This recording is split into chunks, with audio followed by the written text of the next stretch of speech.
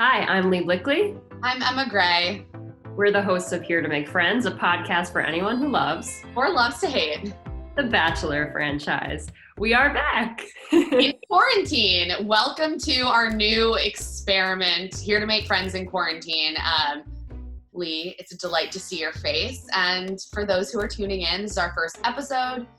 We're going to see how this goes. We're going to be doing weekly little check-ins with some of our favorite Bachelor Nation alums in quarantine, as well as kind of running down Batch Nation news, and of course talking about Listen to Your Heart, which we shockingly enjoyed. A sleeper hit. We did not give the show the hype it deserved. And we'll get into it, but you know what? It's perfect because this is what we needed in quarantine. So I'm grateful to the team at ABC and Warner Brothers for bringing us this gem. Me too. It gave me a little bit of joy during this very difficult time, as did all this Bachelor news we're seeing. So let's kind of kick it off with, we've been home for over 4 weeks.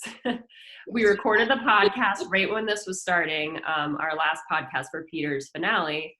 And now it's just last day in the office. Our last day in the office was the finale. Yeah, and since then there's been a ton of news.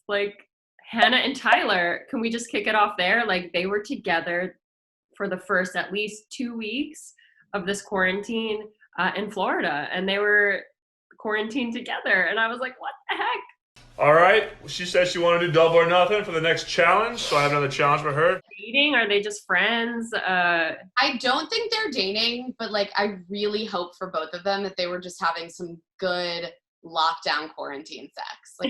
I want that for the two of them.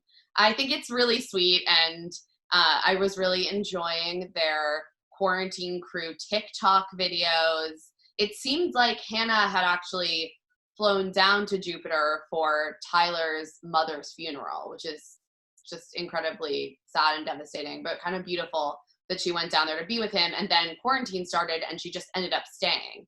And then at some point, she has now migrated back to Alabama to her parents' house. But we got some great content before that. Who's the sweetest? Who's the most bougie? Bougie. Who's the funniest? I'm happy Hannah actually too gets to be home in Alabama now for a little bit, because she had been open about, the move to California. It's different, and maybe she could slow down. She's had a busy few months. A good press pause for everyone. And speaking about people who got to spend some time together in quarantine, we have to talk about Kelly and Peter plus Dustin in a little quarantine throuple. Three's company. Romantically.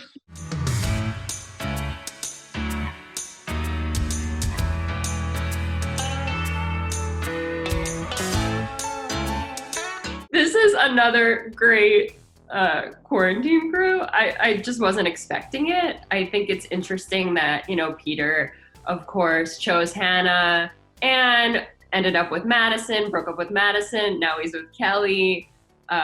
They both might be with Dustin. It's something special. It seems like Peter just wasn't built for finding love on the show. And neither was Kelly. If you looked at all the people who were on his season, the person that he could have logically had the best shot at a real relationship with in the real world, I think we all agreed was Kelly. But she didn't really play the game of the show, and he didn't really know what he wanted, except that he wanted to be loved. And so I think things got kind of warped. And what he has said since is that he ended up just running into Kelly in Miami randomly. And then that's when they had exchanged numbers, and they'd been very supportive of each other throughout all of this, not romantically. But he has a little bit of a crush on her. And now, he decided to go visit her, and then this quarantine stuff happened. And so he's still working as an essential worker, as a pilot.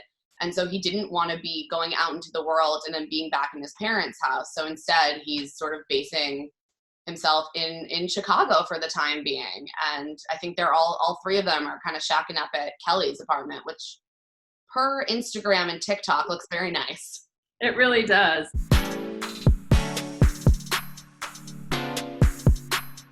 Quarantine is really giving Bachelor couples the chance to sort of date like real people without so much media scrutiny, and kind of take control of their own COVID narratives. So we love that for them. We do. Let's do a little update on where we're at on Claire's season of The Bachelorette, which, fingers crossed, it sounds like they are pretty committed to still filming. I want them to prioritize Claire's season over Paradise, over Summer Games, over whatever. Like, Yeah. just give us Claire's season at some point. We need this season. It was a season we were really looking forward to. The good news is they seem to be recasting or at least adding to the cast, because we were a little skeptical about like some of the age of the men in the first announcement. So maybe, you know, they're starting from square one or they're just adding, we don't know. But I think Claire might have a little bit more say maybe in who they bring on the show. I hope we also get to keep Matt James, though, Tyler C's best friend. He better stay on the season. And he was in the quarantine crew, so we got like even we. I feel like I know him now. Like I know. He's really become Bachelor famous without ever being on a show. It's incredible. Let's get into The Bachelor's new offering, The Bachelor Presents. Listen to your heart. It's a real mouthful.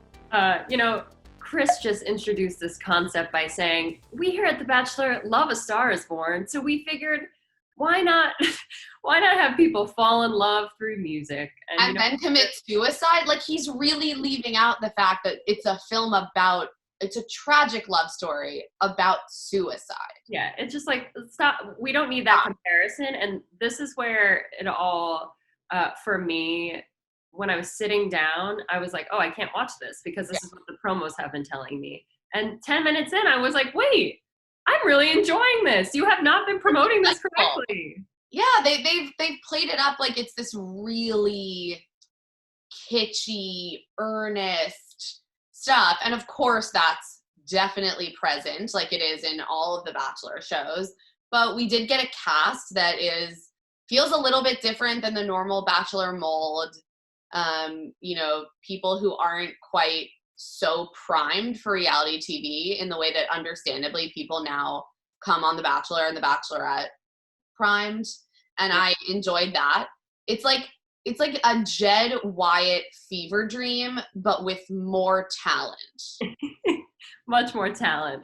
And these musicians. They're all singers. They're singers. But like you mentioned, like Matt came, he was like, who is this guy? Chris Hemsworth? Like, what's his name? Chris Henson? I loved it because they're not like they didn't come in like wanting to be, maybe they want to be superstars, but they don't want to be your typical influencer. There is a very specific sort of Instagram face look that we are used to seeing from Bachelor contestants. And those markers, everyone was very conventionally attractive, of course. Of course. But in a way that does feel a little bit different than what we normally get to see. Also, most of them had like virtually no Instagram followers before this. Again, like the mixture of the dating with like sing-alongs in the house and like I don't know. I'm loving it. I'm also like, you know, I love music. I do love A Star Is Born. I don't know. I think the concept just wasn't given to us correctly. So I agree. I'm excited about it, but it really is like Bachelor in Paradise with a bunch of musicians, but in a different mansion than the Bachelor mansion. A better mansion. I'm sorry. The mansion looks better. Now it's time for us to show you a little bit of our lovely quarantine interview with Colton Underwood. He has a new memoir out the first time. And we got a chance to chat with him over Zoom. Before we kind of get into your new memoir the first time, want to talk a little bit with you about the fact that you are in the process of, or just recovered from coronavirus. Can you give us a bit of an update on your health? Like, how are you doing? I'm doing so much better. I've made a full recovery now. I've just been working with the health professionals here down in Orange County, my doctor, and then also I have to say thank you to the health department. I was, assigned a caseworker there, and then also the whole Randolph family has been so great, nursing me back to health. So I'm doing so much better. I appreciate it, and I was very fortunate that all my symptoms were manageable from home. And yeah, it's so interesting because you were so public about your diagnosis, especially it feels like it was kind of towards the beginning when everyone was really getting into lockdown. Yeah. You've almost become like the Bachelor Nation face. Face of coronavirus. Yeah. Um, Well, I just thought it was important to share, just because, like you said, I got it so early on, and there were still people my age or younger than me partying on beaches and not taking it very serious. So I just thought, it was important to share the message that, this can get you no matter what age you are. I think there was a lot of mixed messaging going on in the media. So I just wanted to use whatever small platform I had to reach people and hopefully educate them. yeah, I mean, that's no small thing. And honestly, I think it's great service to the public health to just reach whoever you can. And Thank you. you can reach a lot of people. So that's Yeah, I fantastic. tried to. Okay, so let's talk about your memoir. Yeah. First of all, like why write this book in the first place? Like, were there specific misconceptions you felt like people had about you or your life after watching you on television? I feel like anytime you go on reality TV, you're giving up some sort of freedom. You just don't understand how it's going to affect you mentally. And for me, I think realizing that gave up sort of a control of my life and my story was messing with me. And I think writing the book was so helpful in that process. And it was so therapeutic. It was emotional. And it sort of felt like I got my life back. I was sharing stories that I, didn't feel comfortable giving to, a TV show. So, in a weird way, I know it contradicts itself, but by opening up more, I felt like I got more of myself and my story back. You talk about the way that, the show treated your virginity. Like, it was not something you went into it thinking like this would be kind of the defining part of your television persona. And then all of a sudden it's your season and we're like 25 V-card jokes and I know.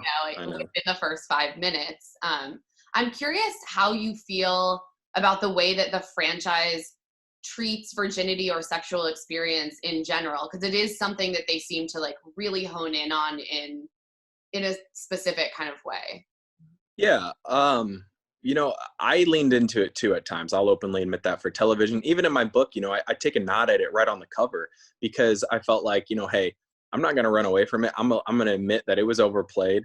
And that was sort of, like I said, a way for me to take ownership and be like, I understand, I hear you guys, but at the same time, it's just a small part of who I am. But as far as the franchise and how they lean into all of that, I think what's so cool about the show is you get people from different upbringings, different backgrounds, different values, and people hold, and very bluntly, people hold sex to different standards.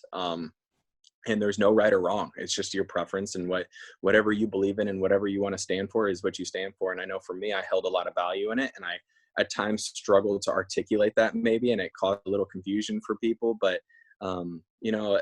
it's just I just hope as whatever the franchise does as far as promote that, they do it in a respectful way for whoever's going through it. And something that you write about in the book that for understandable reasons we didn't really see talked about on the show was your relationship with Aly Raisman, and especially the experience of being partnered with someone who had come out publicly as a victim of Larry Nassar, which is incredibly intense.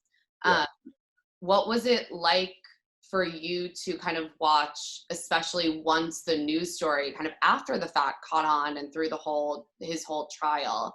What was that like for you to kind of watch that as someone who had been partnered with Aly? And also, like, are you guys in touch now? Yeah, so my relationship with Aly for me was one that I always wanted to keep private. As far as going on The Bachelor, at that time, it was not appropriate to bring up. I wanted to make sure, and ABC and Disney and the whole Bachelor franchise respected my wishes on that. And I'm so appreciative for that because that's not my story to tell. And at the time, she is a leader. She's someone who is doing amazing things for young girls and women and people all across the world, actually. So I didn't want to be, the last thing I wanted to do was be a distraction for that. So I'm happy that they decided to keep her out. As far as myself and sort of moving on and trying to have that closure, obviously watching it, was tough on me because I did see in the media as it was going on, and it was going on, I think during my season are close to that. But in a way, the book, Allie and I don't stay in touch and haven't stayed in touch since our breakup. And, I'm sort of okay with that. I have now had the closure that I needed. And I was never trying to tell someone else's story. I hope that, even if it gets back to her, she could always look and at least appreciate it. I have so much love and respect for her. So, yeah. Yeah, I mean, I think you touched on it in a completely respectful way and really focused it on, your own experience. And I thought it was very like tender and lovely. And, will you be watching Claire Crawley season? Or are you done with the franchise? And if so, I mean, we're definitely going to see some changes in light of coronavirus and what that might cause in terms of. Yeah. I don't know if I'm going to be watching or not. Obviously, I'm going to be keeping up. I'm wishing her the best. And I think if there's anybody to sort of get the show back on track to, love and put standing up for yourself and putting your foot down, it's Claire for sure. Mm-hmm. Thank you so much, Colton. And we loved your book the first time, which of course is out now. I appreciate I hope everybody reads it. Yeah. Thank you so much.